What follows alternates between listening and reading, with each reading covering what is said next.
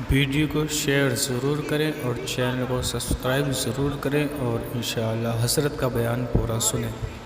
یاد رکھنا، اچھی طرح یاد رکھنا، یہ دنیا ہے، یہاں عیش کرنے، آرام کرنے، ظلم کرنے نہیں بھیجا۔ قرآن کہتا ہے الذی خلق الموت والحیات لیبلوکم ایکم احسن عملا، کہ اللہ نے زندگی اور موت کو اس لیے پیدا کیا کہ اللہ تمہیں آزمائے کون تھوڑی سی زندگی کو پا کر اچھا عمل کرتا ہے۔ اس کے بعد اب یہ آخری بات کروں گا، اس کے بعد بات پوری کر لیں گے، اس لیے کہ وہ 12 لوگوں کا ذکر کرنے جائیں گے تو شاید رات کے 3 بجیں گے، اور میری عادت ہے اس سے پہلے کہ لوگ ذکر الہی سے اکتا جائیں ہمیں اپنی بات مکمل کرنی چاہیے، اور لوگ کہیں چپ ہو جاؤ اس سے پہلے ہمیں خود ہی چپ ہو جانا چاہیے۔ یہ آداب محفل بھی ہے اور یہ شرافت کی نشانی بھی ہے۔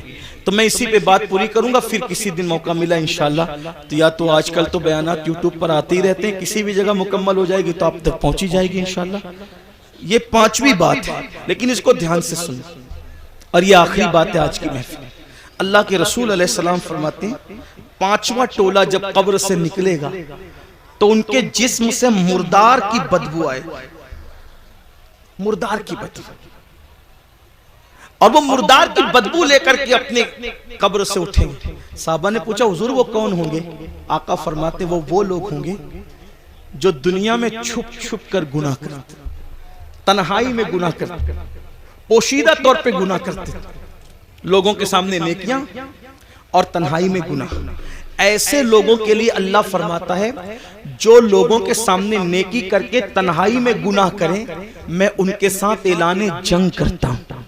اور دوسری حدیث میں آتا ہے کہ حباء منصورہ کی تفسیر کرتے ہوئے اللہ کے رسول نے خود فرمایا، آقا فرماتے ہیں صحابہ نے پوچھا حضور یہ حباء منصورہ کا مطلب کیا ہے کہ اللہ ان کی نیکیوں کو ذرے کی طرح بکھیر دے گا؟ تو آقا فرماتے ہیں جو تنہائیوں میں گناہ کرتے تھے اللہ ان کی نیکیوں کو ایسے بکھیر دے گا جیسے روزون کے ذرات ہوتے ہیں جو صرف دھوپ میں نظر آتے ہیں، اتنے باریک کر دے گا اللہ، یعنی اتنی بے وقت ہو جائے گی ان کی نیکیاں کہ اللہ تعالیٰ ان کے ذرے ذرے کر دے گا، ان کی نیکی کوئی کام کی نہیں ہوگی، اور اللہ پاک ان کی نیکیوں کو رد فرمائے گا۔ والعاقبۃ للمتقین، آخرت تو متقیوں کے لیے ہے۔ اس سلسلے میں حضرت زید ایک بات بیان کرتے فرماتے ہیں میں قبرستان گیا، جب قبرستان پہنچا تو ایک درخت کو ٹیک لگا کر میں بیٹھ گیا، اس لیے کہ میں چاہتا تھا کہ قبروں کو دیکھ کر کے عبرت حاصل کروں۔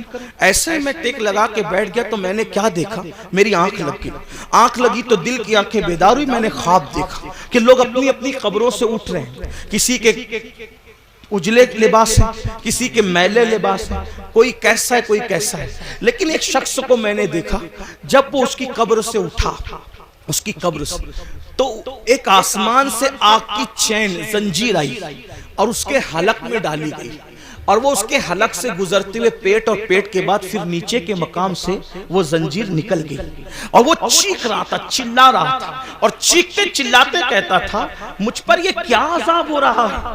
کیا میں نماز نہیں پڑھتا تھا؟ کیا میں روزہ نہیں رکھتا تھا؟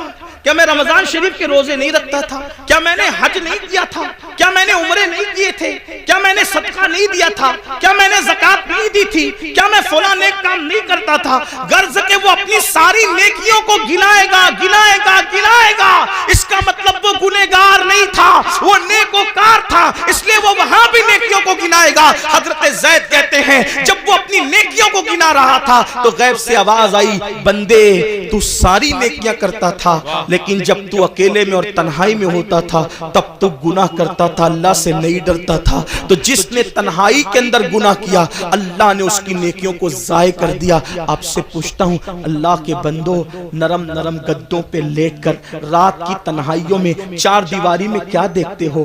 کون کیا دیکھتا ہے مجھے نہیں پتا، لیکن اپنے آپ میں ڈوب کر کے سوچو، وہ گندی فلمیں، وہ گندے مناظر، وہ گندی تصویریں رند کی رند رہے، ہاتھ سے جنت نہ گئی۔ جو